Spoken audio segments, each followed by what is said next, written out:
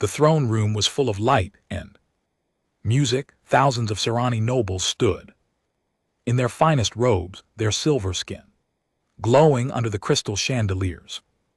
Today was the day that Princess Valeth would become a true queen. The long regency was finally over. She had reached her 25th cycle, and the crown was now fully hers. Vale sat on the ancient throne and looked out at her people.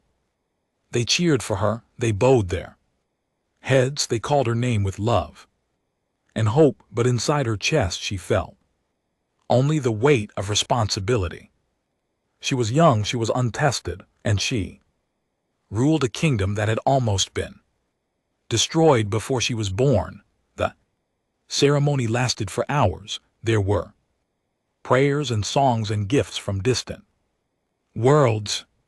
When it was finally over, Vale retreated to her private chambers. She wanted to rest, but her mind would not be still. She kept thinking about the stories she had heard as a child, stories about the Great Liberation War.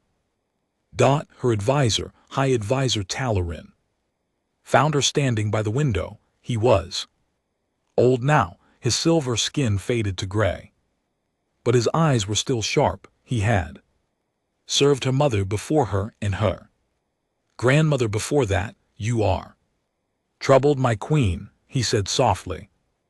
Veal turned to face him. "I want to see the war archives, the real ones, not the stories they tell children." Talarin hesitated. "Those archives contain difficult memories. The war was brutal." "I need to understand," Veli said. "I need to know what my people survived." The old advisor studied her face for a long moment, then he nodded and led her deep into the palace. Downstairs the few ever walked. They came to a sealed vault that had not been opened in years.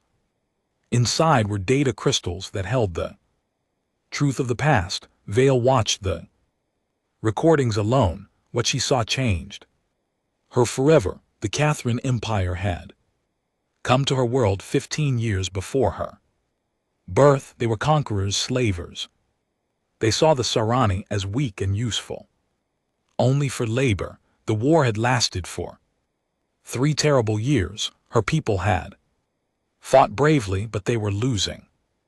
The Cathine were too strong, too advanced, too cruel. And then the humans came. Valeth had heard of humans, of course. Everyone in the galaxy knew of them.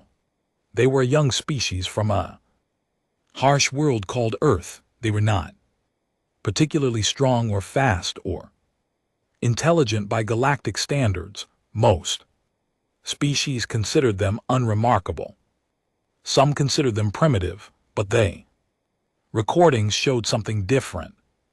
The humans had answered the Sarani call for help when no one else would. They had sent ships and soldiers across the stars to fight a war that was not their own. They had asked for nothing in return. They have simply come because it was the right thing to do. Vale watched battle after battle. She saw human soldiers fighting and dying beside Sarani warriors. She saw human ships burning in the darkness of space. She saw sacrifice after sacrifice, life after life given freely for strangers. And then she saw the final battle. The Cathani had pushed through to the heartland of her world. Millions of Sarani civilians were trapped in the city of Valeth, waiting to be captured and enslaved. The Sarani army was broken. The human forces were scattered. There was no hope left except for one man. The recording showed a single human soldier standing in the ruins of a defensive line. His armor was damaged. His weapon was nearly empty. Around him lay the bodies of his fallen comrades. Behind them were the gates of Valeth, where children hid with their mothers. The Cathani forces advanced. There were hundreds of them. The human was alone, and he charged. Valeth watched in disbelief as this one man ran toward an army he fought like nothing she had ever seen. He moved through the enemy like water through stone, striking in, dodging and refusing to fall. Other humans saw him and followed, then Sarani. Soldiers joined, then more and more. That single act of impossible courage turned the tide. The Kethani line broke. The enemy retreated. The city was saved. The war ended 3 days later. Vale stopped the recording and sat in silence. Tears ran down her silver cheeks. She had never known, she had never truly understood what the humans had done for her people. She called for Talarin. Immediately, this soldier, she said, pointing to the frozen image of the human warrior. Who is he? What is his name? Talarin looked uncomfortable. My queen, I do not know. How can you not? No, he saved our entire civilization. The old advisor lowered his eyes in shame. In those days we did not think highly of humans. They were considered lesser beings. We did not record their names properly. We did not think they mattered. Balis stared at him in horror. We did not think they mattered. This man gave everything for us, and we did not even learn his name. The humans left after the war, Talarin explained. They did not ask for payment or recognition. They simply went home. We built monuments to our own heroes, but he paused. We forgot about them. Vale stood up slowly. Her hands were shaking with emotion. Then I will find him. I will find this warrior and give him the honor he deserves. My queen, that was over 40 years ago. He may no longer be alive. He could be anywhere in human space. Search could take, I do not care how long it takes. Lee's voice was firm. My people owe our freedom to this man, and others like him. I will not let that debt go unpaid. I will find him myself. The council protested. Her advisors begged her to reconsider. A queen should not leave her kingdom to chase ghosts across the stars, but Vale would not listen. She had spent her whole life being protected and guided and told what to do. Now she would make her own choice. 3 days later, a small diplomatic vessel left the Sarani home world. On board was Queen Vale, Commander Zareth of the Royal Guard, and a handful of trusted soldiers. They carried no banners. They made no announcements. They simply slipped away into the darkness between stars. Vale stood at the viewing window and watched her world grow smaller behind her. She did not know what she would find in human space.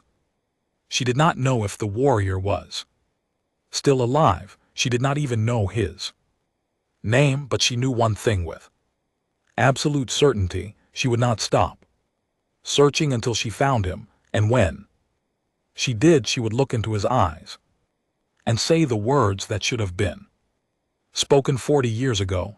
Thank you. Ship jumped to faster than light speed, and the stars became streaks of light. Somewhere out there, a forgotten hero was waiting to be found, and a young queen was determined to find him.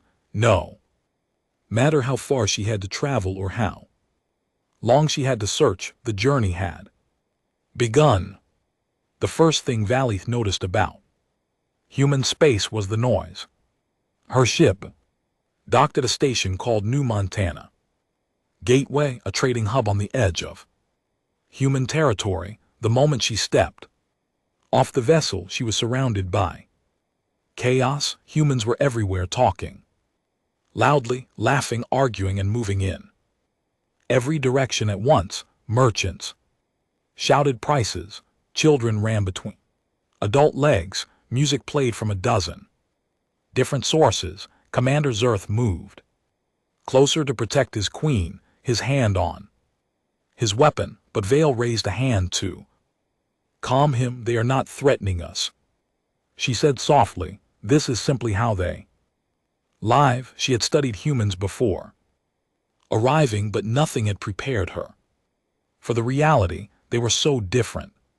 From the Serani, her people were quiet, formal and careful with their words.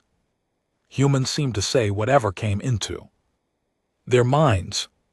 They touched each other, constantly clasping hands and slapping shoulders and embracing friends. They made eye contact with strangers. They smiled at everyone. It was overwhelming. It was confusing, and somehow it was also wonderful. A human official met them at the docking bay. His name was Greg Palmer, and he was a mid-level administrator assigned to handle unusual diplomatic visitors. He seemed nervous when he learned he was speaking to a queen. Your Majesty, he said, bowing awkwardly. We were not expecting royal visitors. Is there something wrong, some diplomatic issue? Vale shook her head. I am here on a personal matter. I am searching for someone, a human soldier who fought the Liberation War on my home world. Greg's face showed surprise. That war was over 40 years ago. That's a long time, even by human standards. I understand, but I must try. Greg led them through the station to a small office where they could talk privately. Vale explained what she knew, the final battle, the single soldier who charged the lone, the impossible victory that followed. She showed him the recordings from her archives. Greg watched the footage with wide eyes. That's incredible, he whispered. I've heard stories about the Serani War, but I never saw actual combat footage. He paused. But I have to be honest with you, Your Majesty. Finding one soldier from that long ago won't be easy. Our record keeping from that period was not great. It was a chaotic time, surely. Your military keeps records of its soldiers. We try. But during the war, a lot of units were put together quickly. Volunteers from different colonies, militia groups, private military, contractors. Not everyone was properly documented. Greg scratched his head. Your best bet would be the Veterans Archive. On the surface, they have the most complete records from that era. Layla thanked him for his help, and her party traveled down to the planet below. New Montana was a beautiful world with wide plains and tall mountains that reminded her slightly of home. The Veterans Archive was located in the capital city, a large building made of gray stone. Inside, Vale met an elderly woman named Dorothy Cole. She had worked at the archive for 30 years and knew its contents better than anyone. When Vale explained her search, Dorothy listened carefully.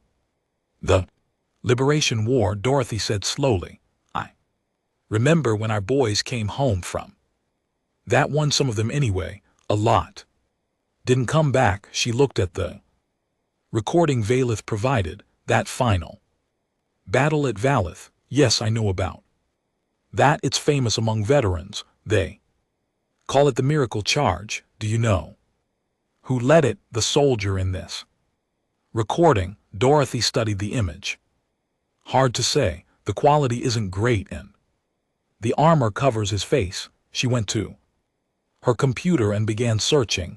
After several minutes, she sighed. I'm sorry, Your Majesty. I can find references to the battle, but no clear identification of this specific soldier. There are several men it could be. Vale felt disappointment settle in her chest, but she refused to give up. Is there anyone who might remember someone who was there? Dorothy thought about this.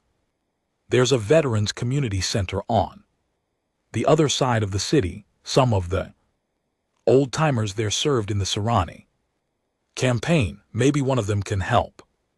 The community center was a simple building with comfortable chairs and tables where old soldiers gathered to share stories. When Vale walked in, conversation stopped. Every eye turned to look at the silver skin queen and her guards. An old man with a mechanical arm stood up slowly. Well, I'll be damned, he said. Hey, Serrani, haven't seen one of your people in decades. He walked toward her, studying her face. You're young. You weren't even born when we fought on your world. No Bally's admitted, but I know what you did for my people, and I am here to find one of your comrades. She showed him the recording. The old man watched it 3 times. The miracle charge, he said quietly. I wasn't there for that one. My unit was on the northern front, but I heard about it. Everyone heard about it.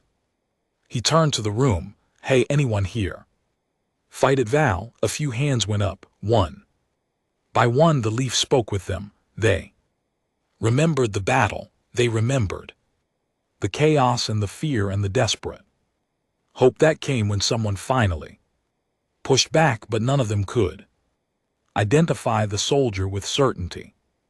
Could have been Daniel something, one man said, or maybe David. I remember a crazy guy who kept charging ahead, but that was a long time ago, and a lot of us were crazy back then. Vale was about to lose hope when a new voice spoke from the doorway. His name was Daniel Carter. She turned to see a tall human man with gray hair and tired eyes. He walked with a slight limp, and his face was marked with old scars, but he held himself like a soldier. I'm Marcus Webb, he said. I was Daniel's commanding officer. I was standing right next to him when he made that charge. He looked at the recording one more time. That's definitely him. I'd recognize that stubborn fool anywhere. Vale felt her heart leap with excitement. Where is he now? I must speak with him. Marcus's expression became sad. That's the problem, Your Majesty. Daniel isn't the man he used to be. The war, it broke something inside him. He couldn't handle civilian life, couldn't sleep, couldn't hold a job, couldn't stop seeing the things he'd seen. He paused. He disappeared about 10 years ago. Just walked away from everything. But you know where he is? Marcus hesitated. I've heard rumors. Word is he's working on some mining station at the edge of nowhere, a place called Gray Rock Station. He looked at her with concern. But I have to warn you, the man you're looking for isn't the glorious warrior from those recordings. He's broken and tired and wants to be forgotten. He might not want to see you. Vale stood tall. I have traveled across the stars to find him. I will not turn back now. Marcus studied her face for a long moment, then he nodded slowly. All right, if you're serious about this, I'll take you to him. I still owe Daniel a debt myself. Maybe it's time I paid it. 2 days later, a small ship left New and headed toward the edge of known space. On board were a queen, her guards, and an old soldier who knew where to find a forgotten hero. Gray Rock Station awaited them in the darkness between stars.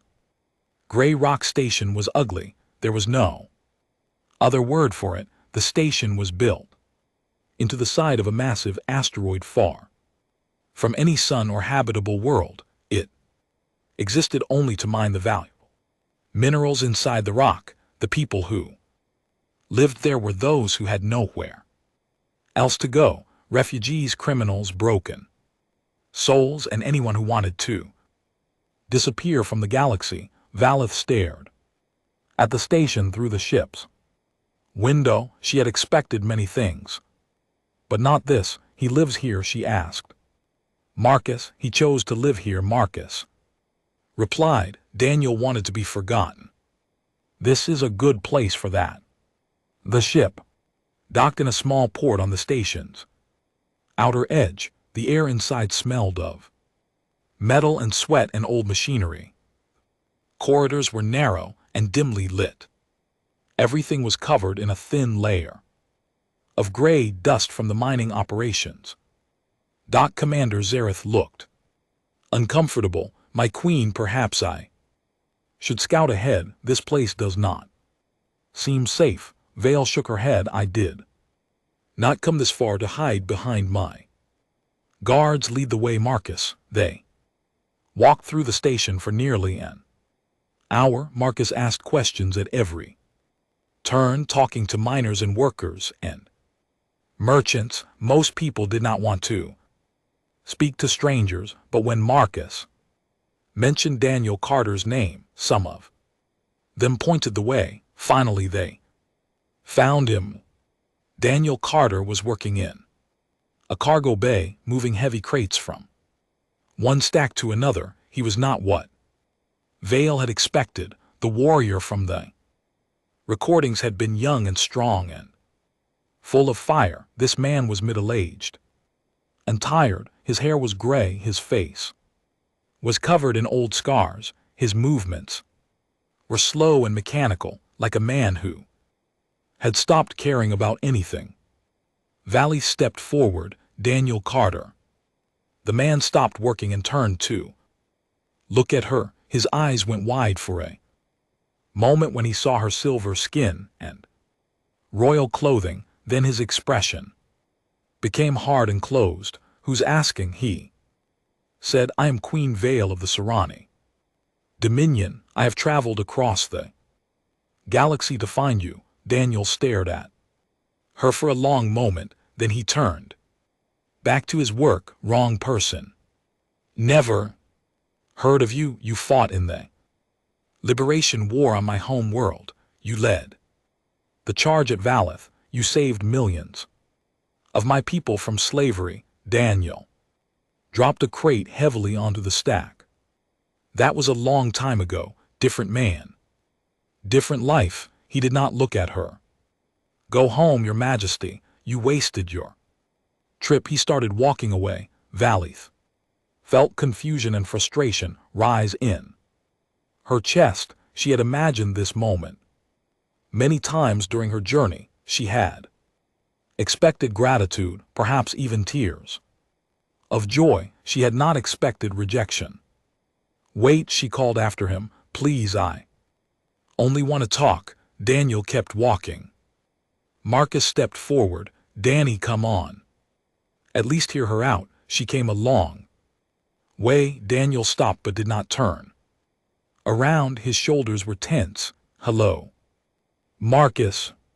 Still sticking your nose where it doesn't belong. Still trying to help friends who don't want help. Daniel finally turned. There was pain in his eyes, old and deep. I'm not your friend anymore. I'm nobody. That's how I want it. He looked at Valeth. Your Majesty, I appreciate you coming here, but I have nothing to say. The man who fought in your war is dead. I'm just what's left. My people want to honor you, Vali said. We want to give you the recognition you deserve. Wealth, land, a title, anything you desire. Daniel laughed, but there was no humor in it. Recognition, titles. You think that's what I need? He shook his head. You don't understand anything. Then help me understand. For a long moment, Daniel stood silent. The noise of the station filled the space between them. Distant machinery, voices echoing through corridors, the constant rumble of mining equipment. Finally, Daniel spoke. His voice was quiet and rough. You want to know why I ran away? Why? Hid at the edge of the galaxy. He met her eyes. Because I don't remember saving anyone. I only remember the people I couldn't save. Vale felt her heartache. The people you saved, I remember holding my best friend while he died. Daniel interrupted. I remember watching young soldiers follow me into battle and never come back. I remember the sounds they made, the things they said at the end. I remember all of it, every single night. Over and over again, he took a step closer. His eyes were wet, but no tears fell. You saw Hero in those recordings. I see a man who got lucky. A man who lived when better people died. There's nothing heroic about that. Vale did not know what to say. All her life, she had heard stories of brave warriors who won glorious victories. No one had ever told her about this part. No one had told her what happened to heroes. After the war ended, the humans celebrated me when I got home. Daniel continued. Parades, medals, speeches. Everyone wanted to shake my hand, tell me how brave I was, but they didn't want to hear about the nightmares. They didn't want to know that I couldn't sleep or eat or feel anything anymore. So I smiled for the cameras and died. Inside, Marcus lowered his head. I'm sorry, Danny, I should have done more. You did enough. You were there. You survived it with me. Daniel looked at Marcus with something that might have been affection. That's more than most.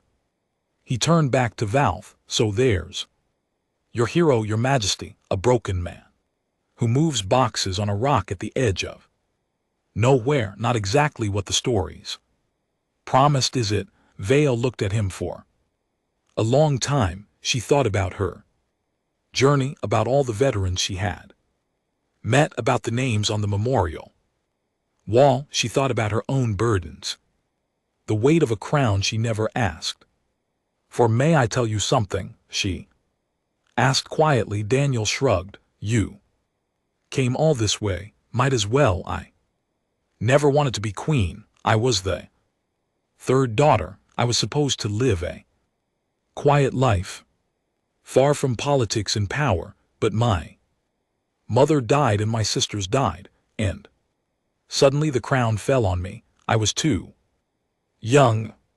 I was not ready, and every day I wake up knowing that millions of people depend on my decisions. Daniel watched her but said nothing. I do not sleep well either, Balith continued. I have nightmares about failing my people, about making the wrong choice, about not being strong enough. I carry burdens I never asked for, just like you. She stepped closer to him. I did not come here to give you a medal. I came here to look you in the eyes and say 2 words that my ancestors should have said 40 years ago. She paused. Thank you. Daniel stood frozen. Something in his expression shifted just slightly. Thank you for fighting when no one asked you to. Thank you for suffering so that my people could be free. Thank you for carrying this weight alone all these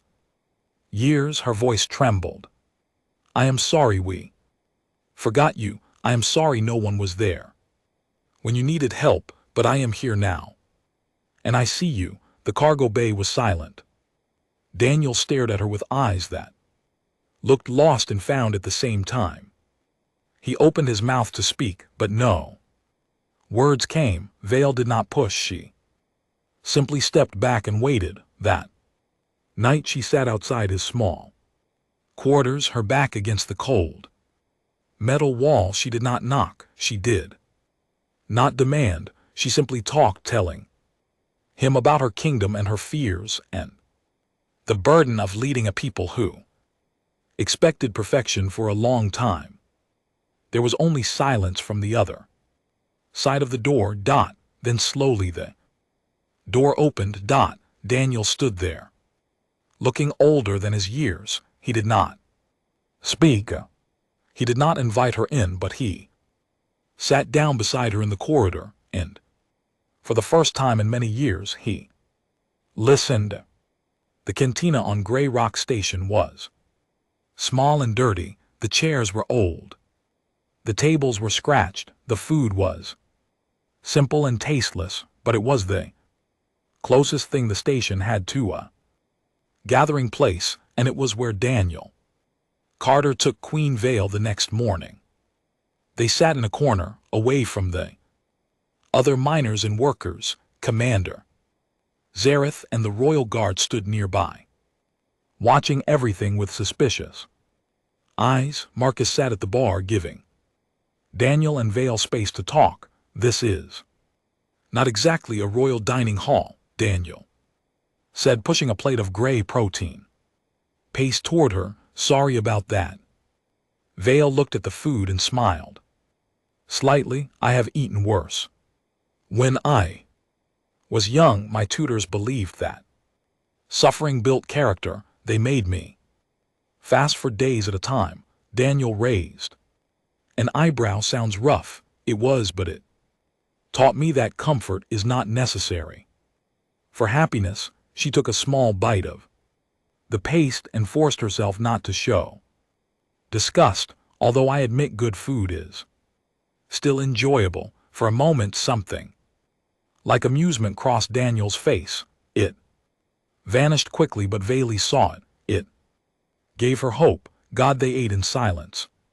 For a while, around them the cantina slowly filled with workers starting their day, humans mostly, but also a few aliens from species Valeth did not recognize. Everyone looked tired. Everyone looked like they were carrying something heavy. Tell me about the battle, Valeth said. Finally, not the version from the recordings. Tell me what you remember. Daniel set down his fork. He stared at the table for a long moment. You sure you want to hear this? It's not a pretty story. I need to understand. Daniel took a deep breath. Fine, but don't say I didn't warn you. He was quiet for a moment, gathering his thoughts. When he spoke, his voice was flat and distant, like he was reading from a report. We had been fighting for months. My unit was down to half strength. Everyone was exhausted. Everyone had lost friends. The Kathrani kept pushing and we kept falling back. We knew we were losing. We just didn't want to admit it. Vale listened without interrupting. Then we got word that the enemy had broken through the main line. They were heading for Valeth, where all the civilians were hiding, women, children, old people. If the Kathrani reached them, he paused. You know what the Kathrani did to prisoners? Bale nodded. She knew. The story still haunted our people. My commanding officer ordered a retreat.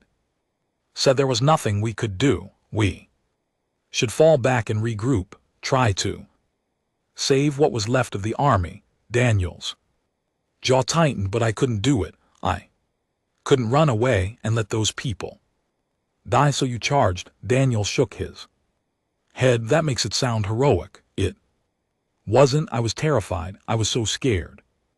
I could barely think, but I kept seeing the faces of the Serani children we had passed on the way there. They had looked at us like we were going to save them. His voice cracked slightly. I couldn't let them down. I just couldn't. He picked up his fork again, pushing food around his plate without eating. So I ran toward the enemy. I didn't have a plan. I didn't think about tactics or strategy. I just ran and screamed and fired my weapon until it was empty, then picked up another one and kept going. And others followed you. Yeah, I don't know why. Maybe they were as tired of retreating as I was. Maybe they just didn't want to die alone. But one by one, soldiers started running with me. Human, Serani, everyone. We hit the Catherine line like a wave. And somehow we broke through. He finally looked up at Valeth. His eyes were haunted. We won that battle, but it cost us everything. Half the soldiers who followed me died in the first 5 minutes. Good people, better people than me. They deserve to live, and I deserve to die. but somehow I was the one still standing. At the end, Vale felt tears in her eyes. You saved millions of lives that day and lost hundreds. I can tell you every name of every soldier who died following me. I see their faces every night when I close my eyes. Daniel's voice was barely a whisper. How do you live with that? How do you accept that your life was bought with the deaths of friends? Valeth did not answer immediately. She thought about her own losses, her mother and sisters, the advisors who had died, protecting her when she was young. She understood survivor's guilt even if she had never experienced it on this scale. I think she said slowly that you do not accept it, you carry it. You let it become part of you, and you try to honor those who died by living a life worthy of their sacrifice. Daniel stared at her. That sounds nice. In theory, harder in practice, I know. But hiding on the station, moving boxes, waiting to die, is that honoring their sacrifice? The question hung in the air between them. Daniel did not answer, but Vale could see that the words had struck something deep inside him. Marcus came over to their table. Sorry to interrupt, but we should probably head back to the ship soon. Station supply run is in a few hours and the docks get crowded. Vale nodded, but she did not move yet. She looked at Daniel. May I ask you one more question? Go ahead. If you could go back to that day, knowing everything that would happen afterward, knowing the nightmares and the guilt and the pain, would you still charge? Daniel was silent for a long time. The cantina noise faded. Around them, the universe seemed to pause and wait for his answer. Yes, he said finally.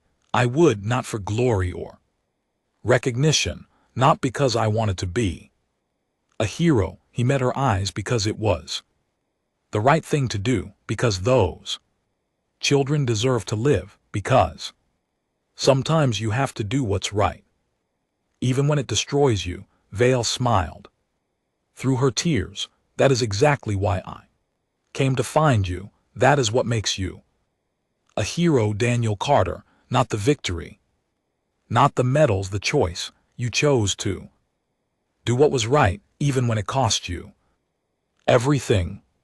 Before Daniel could respond, alarms began to sound. Red lights flashed throughout the cantina. A voice came over the station speakers, panicked and fast. All personnel, we have incoming hostile vessels. Repeat. Hostile vessels approaching the station. This is not a drill. Marcus was on his feet instantly. Raiders, damn it. Commander Zareth moved to Vieth's side. My queen, we must return to the ship immediately. But Daniel was already looking at the screens mounted on the cantina wall. His expression had changed. The tired, broken man was gone. In his place was something older and harder and more dangerous. Those aren't just raiders, he said quietly. Look at the ship markings. Valeth followed his gaze and felt her blood go cold. The ships approaching the station bore the symbol of the Cathani remnant. The empire had fallen long ago, but some of its followers still lurked in the dark corners of the galaxy, waiting for revenge. They're here for you, Daniel said, looking at Valeth. Word must have spread that a Serani queen was traveling with a small escort. They want to capture you, ransom, revenge, or both. The cantina erupted into chaos. Workers scrambled for the exits. Voices shouted over the alarms. Fear filled the air like a living thing. But Daniel Carter stood perfectly still. He looked at the screens, at the approaching enemy, at the terrified civilians around him, and somewhere deep inside, something woke up. Zerth, he said to the commander. How many soldiers do you have? 8. Royal Guards, not enough. Daniel's eyes swept the room, calculating, planning. But maybe enough to start with. He turned to Marcus. Still remember how to fight? Marcus grinned despite the danger. Better than you ever did. Daniel looked at Vale. His eyes were clear and focused, all traces of the broken man gone. Stay close to your guards. Do exactly what I tell you. He paused and tried to keep up. For the first time in 15 years, the soldier inside Daniel Carter was awake. And he had a battle to win. Daniel moved through the station like a man reborn.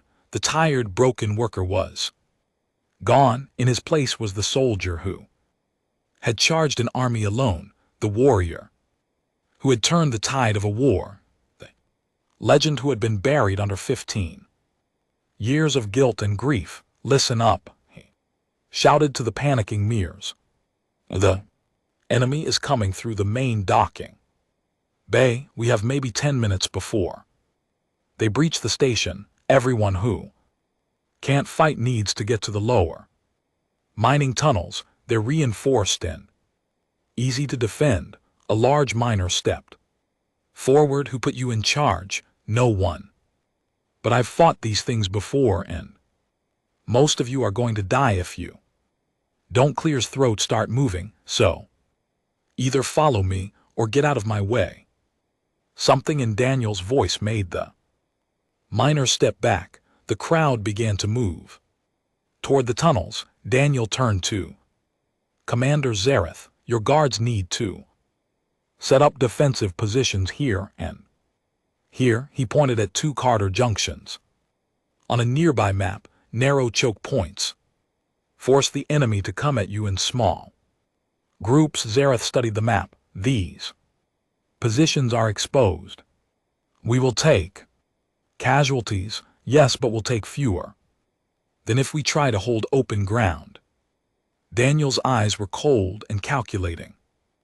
War is about math, terrible math. Balith watched him transform. This was the man from the recordings. The soldier who had inspired an army. He was not acting brave or heroic. He was simply doing what needed to be done. Making hard decisions without hesitation. What about us? Marcus asked. Daniel looked at his old friend. You and I are going to do something stupid. Marcus grinned, just like old times. They made their way through the station's maintenance quarters, moving toward the docking bay where the enemy ships were approaching. Daniel found what he was looking for, a control room that managed the station's external systems. The raiders will dock at the main bay, Daniel explained as he worked the controls, but if we can seal the inner doors and vent the atmosphere in the docking area, we can trap them before they enter the station. That will only work if they're all in the bay when we hit the controls. I know, that's why we need to give them a reason to rush in all at once. Daniel looked at Vale. I need you to go to the main Carter near the docking bay. Let them see you on the security cameras. They're here for you, so they'll charge in fast when they think they found you. Commander Zareth stepped forward immediately. Absolutely not. I will not put my queen in danger as bait. She won't be alone. Daniel said, I'll be right there with her. The moment they're all inside the bay, Marcus hits the controls and we fall back to the defensive positions. Vale looked at her commander. Do it. This is our best chance. Zareth was unhappy, but he obeyed. The plan was set. They took positions in the corridor outside the docking bay. Through the reinforced windows, they could see the enemy ships attaching to the station. The airlocks began to cycle. Vela felt fear rise in her chest, but she forced herself to stand tall beside her Daniel was completely calm. He held weapon he had taken from one of the guards, an old plasma rifle that had seen better days. You've done this before, Bailey said quietly. Too many times. The airlock doors began to open. Through the gap, Valith could see the first Kathrani soldiers emerging. They were tall and heavily armored, their faces hidden behind dark helmets. They moved with the confidence of predators who expected easy prey. Then one of them spotted Vale through the window. The effect was immediate. The Kathrani commander shouted orders and his troops rushed forward. More soldiers poured from the ships, all of them racing toward the silver-skinned queen who stood in plain sight. Hold, Daniel murmured. Not yet. Let them all get inside. Visa's heart pounded. The enemy was getting closer. She could see their weapons rising, targeting her through the glass. Now, Daniel said into his communicator. Dumarcus hit the controls. The emergency systems activated. Massive blast doors slammed shut behind the Kathiri troops, trapping them in the docking bay. Then the exterior vents opened and the atmosphere began to rush out into space. Through the window, Valith watched the Kathrani soldiers struggle against the sudden decompression. Some were sucked toward the vents. Others managed to grab onto equipment. But without atmosphere, they would die in minutes. But not all of them were caught. A secondary group of raiders had remained on the ships. They sealed their vessel and began cutting through the blast doors with heavy equipment. Daniel cursed under his breath. Fall back to the defensive positions. Move. They ran. Behind them, the sound of cutting torches filled the corridors. The enemy would break through soon. Next hour was a nightmare. The Kathrani who survived the trap were fewer in number but enraged. They pushed into the station with desperate fury, determined to capture or kill the Sarani queen. Daniel and the defenders held the choke points, fighting for every meter of ground. Vale watched Daniel fight. He was not young anymore, not as fast or strong as he once was, but he was smart and ruthless and completely without fear. He directed the defenders like an orchestra conductor, moving soldiers where they were needed, calling out enemy positions, making split-second decisions that saved lives. Marcus fought beside him, the two old soldiers falling into patterns they had learned decades ago. Despite the danger, there was something almost joyful in the way they moved together. The battle reached its peak when the Maes John Cranny commander himself pushed through the lines. He was huge, nearly twice Daniel's size, armored in ancient battle gear that had survived the fall of his empire. Human, the commander snarled.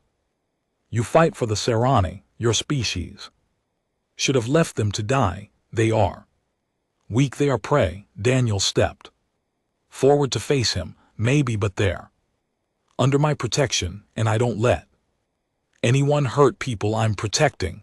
The commander laughed and swung his massive blade. Daniel dodged barely and counter-attacked. The fight was brutal and fast. Daniel was outmatched in strength, but he was quicker and smarter. He used the narrow corridor to limit the commander's movements, striking at weak points in the armor. Blood flowed. Both combatants were wounded. Valith watched with her heart in her throat, unable to look away. Finally, Daniel saw his opening. He ducked under a wild swing and drove his knife up through the gap in the commander's helmet. The Guthrani leader fell with a crash that echoed through the station. The remaining raiders fled. When it was over, Daniel collapsed Against the corridor wall, his wounds were serious, blood soaked his clothing.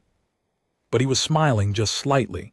Velife knelt beside him. Hold on, we'll get you medical help. Daniel looked at her with clear eyes. I finally understand why you came looking for me. What do you mean? I spent 15 years believing my survival was meaningless because I couldn't save everyone. He coughed, wincing in pain.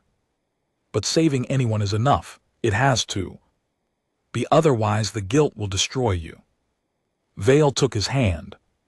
You save us all today just like you did 40 years ago.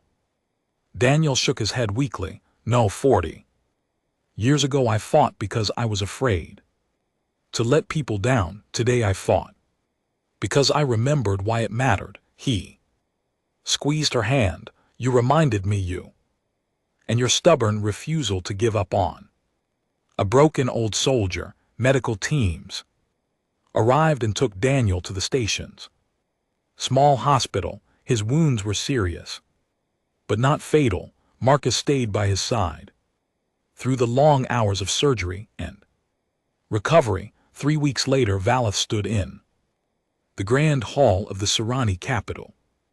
Beside her stood Daniel Carter, dressed in simple clothing, his arms still bandaged. Around them, thousands of Serani nobles and citizens had gathered. Valeth addressed the crowd. 40 years ago, this man and others like him saved our people from slavery and death. We never properly thanked them. We never honored their sacrifice. Today, we begin to correct that mistake. She turned to Daniel. Daniel Carter, I offer you a place in my kingdom, not as a warrior but as an advisor. Help us train the next generation. Teach them what you know about courage and sacrifice and choosing to do what is right even when it hurts. Daniel looked at the crowd, at the young soldiers standing at attention, at the children watching with wide eyes. He thought about the friends he had lost, the nightmares that still haunted him, the years of guilt and grief. Then he looked at Vale, the young queen who had crossed the galaxy to find a forgotten hero. Except he said, thought the crowd cheered. Music filled the air. For the first time in 15 years, Daniel Carter felt something he had almost forgotten. In the years that followed, Daniel trained hundreds of young soldiers, teaching them not just how to fight but how to live with the consequences of fighting. He never forgot the friends he had lost. He never stopped having nightmares, but he learned to carry the weight without letting it crush him. The Princess Queen had found her warrior, but more importantly, she had helped him find himself again. And somewhere in the stars, the spirits of fallen soldiers looked down and smiled, knowing that their sacrifice had finally been understood.